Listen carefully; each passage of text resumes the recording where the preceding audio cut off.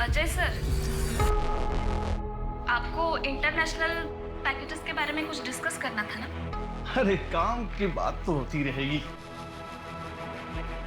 काम में सक्सेस पाने के लिए कलीग को करीब से जानना बहुत जरूरी है। अच्छा ये बताओ, तुम्हें कौन सा फ्लेवर ज्यादा पसंद है, वनीला या चॉकलेट? क्या? अरे मैं तो आइसक्रीम की बात कर रहा हूँ, तुम्हें क्या लगा? सर मुझे देर हो रही है, अगर कुछ काम नहीं है तो मैं निकलती हूँ। देखो सब प्लीज छोड़िए, ये जरूरी नहीं है, प्लीज छोड़िए, ये मौका बार बार नहीं आता। Please sir. ये जानने का मौका दे, तुझे मैं कहां से काम बता दूंगा।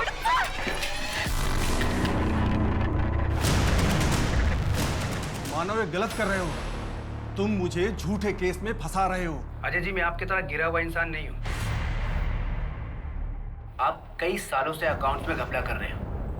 मैंने तो बस आईटी वालों को इन्फॉर्म किया है। क्या गलत किया मैंने? लेकिन तुम्हारा रीतू से क्या मतलब है? क्या तुम इसके पति हो? दोस्त, और मुझे बिल्कुल बर्दाश्त नहीं है कोई मेरे दोस्त को इस तरह से हैरेस करे। और एक फीमेल को सेक्सुअली हैरेस करने के लिए आपको सजा मिलनी चाहिए। टैक्स फ्रॉड में कम से कम 6 महीने के लिए अंदर जाओगे आप, याद रखना।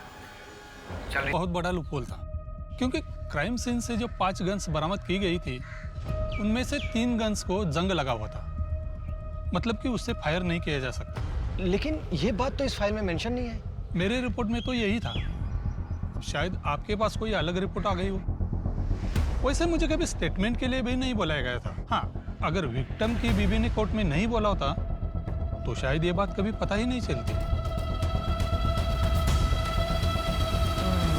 मम्मी, आज फ्राइडे है ना, तो पापा की कौन सी वीडियो देखें? बर्थडे वाली या पिकनिक वाली?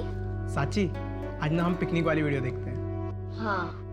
मम्मी, जल्दी से ब्रेकफास्ट खत्म करो, फिर हम पापा की वीडियो देखते हैं।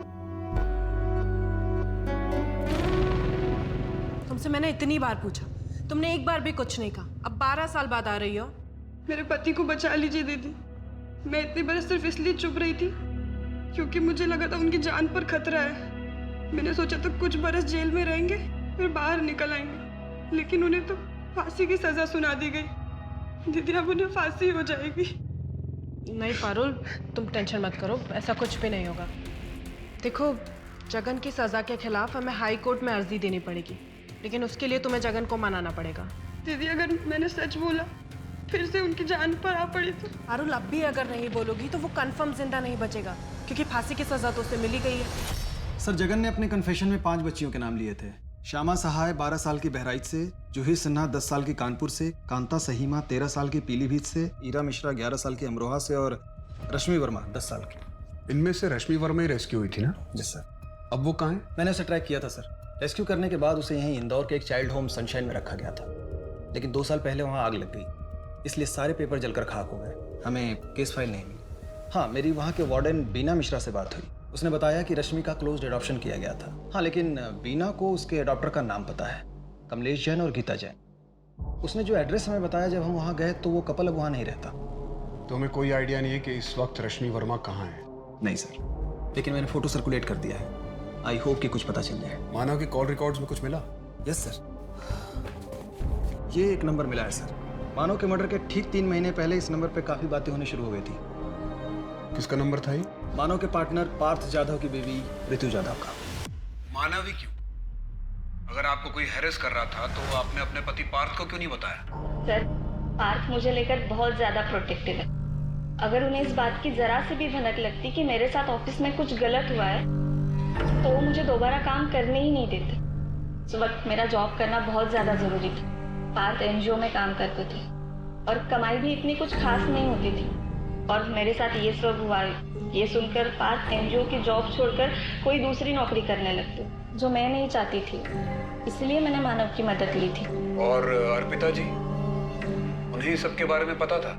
उन्हें बहुत बाद में पता चला था।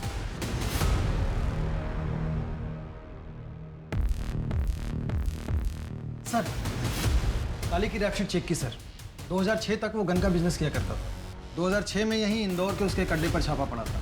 पुलिस ने सारा असला जब्त किया था। एविडेंस लॉकर में सब जमा किया गया था।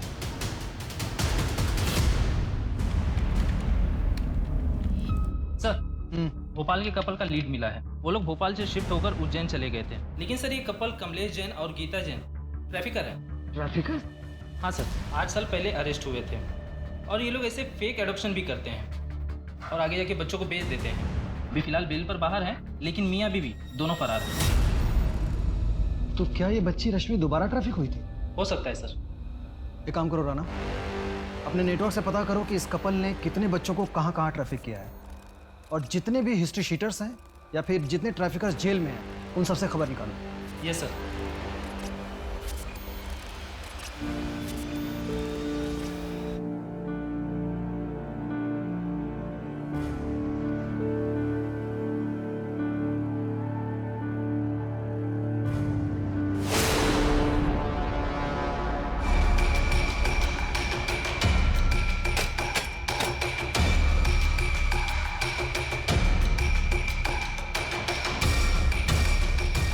मोहन, सर।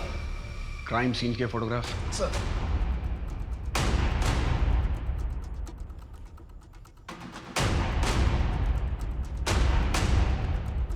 घनश्याम की पोजीशन वहां थी, विष्णु यहां, सुमित्रा इस तरफ और जगन की पोजीशन वहां पे तख्त के पास थी।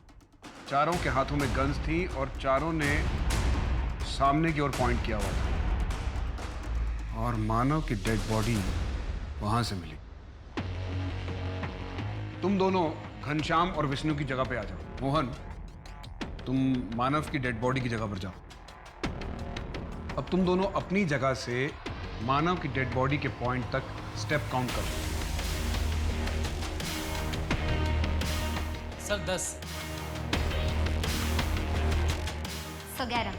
तुम सुमित्रा के पॉइंट तक और तुम जगन के पॉइंट तक स्टेप काउंट करो। 9 कदम सर। 8 कदम सर। यानी कि इन चारों में से कोई भी मानव के इतने करीब नहीं था कि उसे पॉइंट ब्लैंक रेंज पर गोली मार सकता। मोहन, तुम इसी पोजीशन में लेट जाओ जैसे मानव की डेड बॉडी मिली।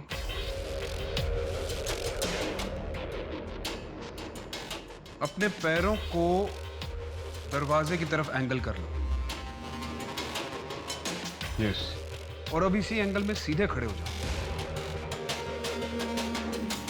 अगर इन चारों में से किसी ने मानव पर गोली चलाई होती तो गोली मानव की पीठ या उसके कंधे पर लगती, लेकिन मानव को गोली यहां उसके हार्ट में लगी थी और गोली पॉइंट ब्लैंक रेंज से चलाई गई थी। यानी कि गोली इस तरफ से चलाई गई थी। इसका मतलब है गोली चलाने वाला घर के अंदर नहीं, घर के बाहर था। इसका मतलब है सर कि मानव पर गोली किसी और ने चलाई है। यस, मानव का मर्डर पुलिस शूटआउट में हुआ ही नहीं। It was a cold blooded murder. यहां पर कोई रेस्क्यू मिशन नहीं हुआ था। ये एक प्लान। घाव दूंगा, तुझे नहीं, तेरी बीवी की ऐसी हालत कर दूंगा ना मैं कि मौत के लिए तरसेगी वो। सीधे सीधे कबूल कर ले, ये जुर्म तूने किया है। हमारे पास एविडेंस है तुम्हारे खिलाफ। ज्यादा हल्ला मचाएगा ना तो भी तुझे जेल होगी। हाँ, अगर कबूल करेगा ना तो तेरी सजा में कम कर दूंगा।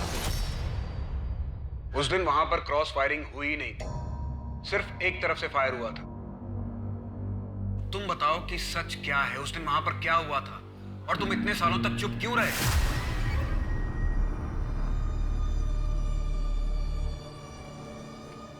पुलिस। क्या सब, क्या चाहिए? हफ्ता? तुम्हारा नाम रश्मि वर्मा है, जिसे 24 जुलाई 2009 को देवास के विजय कॉलोनी से रेस्क्यू किया गया था और बाद में इंदौर के एक चाइल्ड होम से कमलेश जैन और गीता जैन ने अडॉप्ट किया था। नहीं, अभी नहीं। क्या हो जाएगा? अब सुबह की चाय पारुल नहीं बना के तू चाय नहीं पिएगा?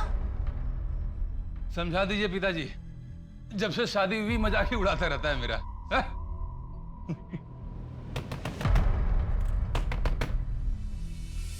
दरवाजे खोलो, देखो तुम पुलिस से बच नहीं सकते। हमें पता है अंदर बच्चों को तुमने बंद करके रखा है। देखो अपने आप को सरेंडर कर दो वरना मुझे सख्ती करनी होगी। पापा पुलिस आ गई। बोलो।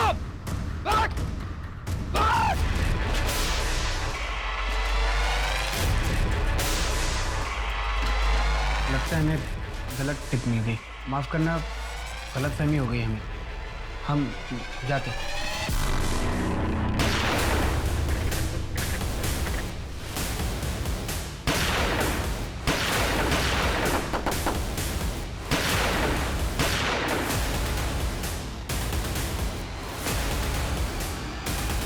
मेरी आंखों के सामने ही मेरे पूरे परिवार ने दम तोड़ दिए। एक ही झटके में पूरा परिवार समाप्त हो गया। मैं कुछ भी नहीं कर पाया। मानव प्रकाश पर गोली किसने चलाई थी? इस सवाल का जवाब देने के लिए मैं हमारी अगली विटनेस को बुलाना चाहूंगा। ये वो बच्ची है जिसे 12 साल पहले विजय कॉलोनी के हाउस नंबर 45/7A से रेस्क्यू किया गया था। कोर्ट को बताइए कि 12 साल पहले आपके साथ क्या हुआ था? मुझे विजय कॉलोनी लाया गया था। मैं इनको पहचानती भी नहीं। जब मुझे उस घर से लेके आए तो भोपाल के एक आदमी को मुझे बेच दिया गया था। उसी दलदल में मैं फंस गई थी जहां से मैं बच निकली थी। मेरा नाम रश्मि वर्मा नहीं है, मेरा नाम परी है। मानव भैया ने मुझे नई जिंदगी दी थी। मेरी जिंदगी सुधरने वाली थी, लेकिन उससे पहले उन्हें मार दिया गया। आपको जगन कुमार के घर कौन लाया था? एनजीओ से तुमसे कोई मिलने आया है। कौन? मानव uncle?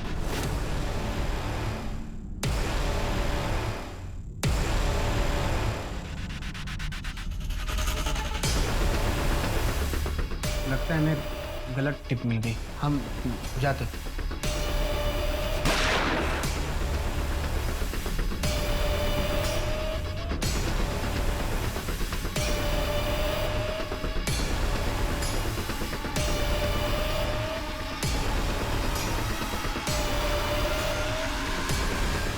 Your honour, mister Partha और पीआई साहू ने मिलकर ये कॉन्स्पिरेसी रची थी। हमारे पास इन दोनों की कॉल रिकॉर्ड्स हैं जो ये प्रूव करेंगे कि मर्डर के 15 दिन पहले तक ये दोनों लगातार आपस में बात कर रहे थे। और साथ ही इसमें पार्थ जाधव की लोकेशन डिटेल्स भी है जो ये प्रूव करेगी कि मर्डर के वक्त मिस्टर जाधव देवास में ही थे। क्यों किया तुमने ऐसा? नया सवेरा एनजीओ की आड़ में रेस्क्यू किए बच्चों को ट्रैफिक कर रहा था और साहू मेरी मदद करता था। मुझे परी के लिए एक बहुत अच्छी डील मिली थी। रो मानो मसीहा बनने के चक्कर में बार बार उससे मिलने जाता था। अगर मैं परी को बेच देता तो उसे भनक लग जाती और फिर वो शांत नहीं रहता। मैं डर गया। मैं नहीं चाहता था कि उसको पता चले। मैंने साहू की मदद लेके उसको मारने का प्लान बनाया। तमाम सबूतों और गवाहों को मद्देनजर रखते हुए अदालत इस नतीजे पर पहुंची है कि पार्थ जाधव, इंस्पेक्टर साहू और इसमें शामिल पुलिस फोर्स ने जानबूझकर मानव प्रकाश को ट्रैप करने और मारने के इरादे से उस दिन उस घर में बुलाया। इतना ही नहीं, इस साजिश को अंजाम देने के लिए मानव के साथ साथ पूरे परिवार की हत्या कर दी गई थी और एक निर्दोष आदमी को 12 साल के लिए जेल में रहना पड़ा। यह अदालत सभी आरोपियों को उम्र कैद की सजा सुनाती है। परी के रिहैबिलिटेशन का जिम्मा ये कोर्ट उठाती है। अगर परी चाहे तो अपने देश वापस जा सकती है। साथ ही ये कोर्ट जगन कुमार से माफी मांगती है। निर्दोष होने के बावजूद उन्हें 12 साल जेल में कैद में रहना पड़ा। लिहाजा ये कोर्ट जगन कुमार को बाइज्जत बरी करती है।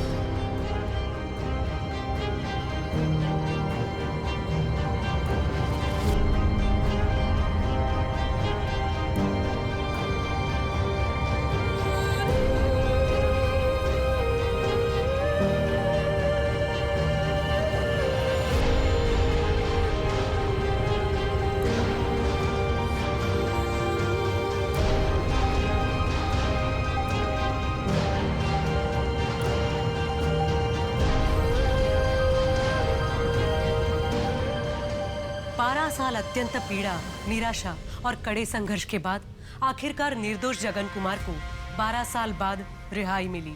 लेकिन आज भी ऐसे कई लोग हैं जो जेल में बंद हैं और कोर्ट के निर्णय का इंतजार कर रहे हैं। इंस्पेक्टर साहू और पार्थ जैसे लोग हमारे समाज में बुराई और भ्रष्टाचार का प्रतीक है जो अपने फायदे के लिए किसी भी हद तक गिर सकते हैं। अब मैं सोनाली कुलकर्णी आपसे विदा लेती हूँ। फिर होगी मुलाकात एक ऐसे ही चौंका देने वाले केस के साथ क्राइम पेट्रोल सतर्क, जस्टिस रिलोडेड में। तब तक अपना और अपने परिवार का ख्याल रखिए। देखते रहिए